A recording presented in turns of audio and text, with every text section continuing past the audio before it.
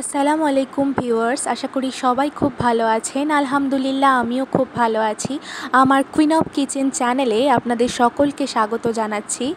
আজকে আমি প্রেসার কুকারে খুবই সহজে ইঁচড় চিংড়ি রান্না করে দেখাবো। আমার চ্যানেলে রান্নার রেসিপিগুলি যদি আপনাদের ভালো লেগে থাকে তাহলে প্লিজ আমার চ্যানেলটিকে সাবস্ক্রাইব করে দেবেন।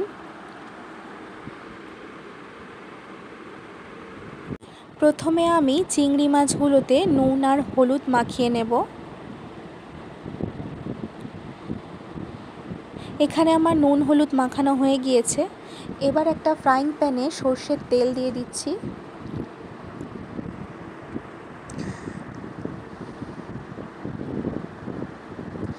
তেল গরম হয়ে গেলে এবার একে একে চিংড়ি মাছগুলোকে দিয়ে দিচ্ছি।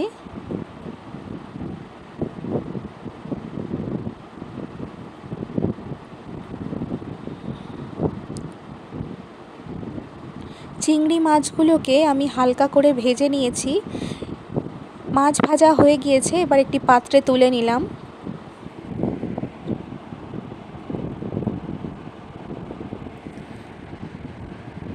এবার এই রকম একটি অ্যানোডাইজ প্যান প্রেসার কুকার নিয়ে নিয়েছি।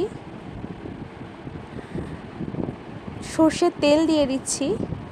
এখানে দুটো শুকনো লঙ্কা, একটা দারচিনি, এলাচ আর দুটো লবঙ্গ দিয়ে দিচ্ছি।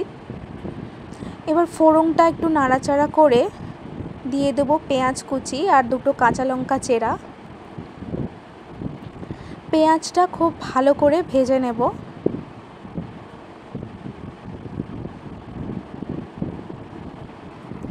এখানে আমার পেঁয়াজ ভাজা হয়ে গিয়েছে, এবার পানি দিয়ে দিচ্ছি যাতে পেঁয়াজটা পুড়ে না যায়।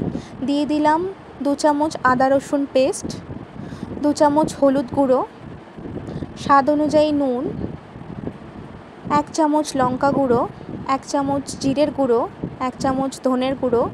এবার সব মশলা একসঙ্গে নাড়াচাড়া করে নিচ্ছি। এবারে আমি সামান্য একটু পানি দিয়ে দিলাম। পানি দিয়ে মশলাটা খুব ভালো করে আবারও কষিয়ে নেব। এখানে আগে থেকে কেটে রাখা আলু আর ইঁচড়গুলোকে আমি দিয়ে দিচ্ছি। সব আলু ইঁচড় দেওয়া হয়ে গিয়েছে, এবার আমি ভালো করে নাড়াচাড়া করে নিচ্ছি। সামান্য একটু পানি দিয়ে মশলার সঙ্গে ইঁচড় আর আলুটাকে কষিয়ে নেব।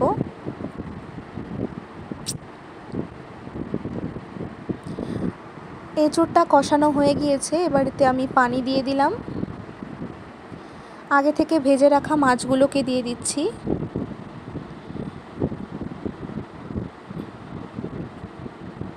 এবার আমি প্রেসার কুকারের ঢাকনা লাগিয়ে 3টে সিটি দিয়ে নেব।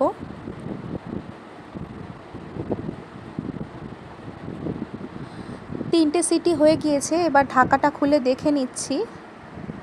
এখানে ইঁচড় আর আলু সেদ্ধ হয়ে গিয়েছে। এবার আমি 1 চামচ ঘি দিয়ে দিলাম। দিয়ে দিচ্ছি 1 চামচ গরম মশলা। এবার আবারও কিছুক্ষণ রান্না করে নেব, যতক্ষণ না পর্যন্ত এই পানিটা শুকিয়ে আসছে ততক্ষণ পর্যন্ত রান্নাটা হবে।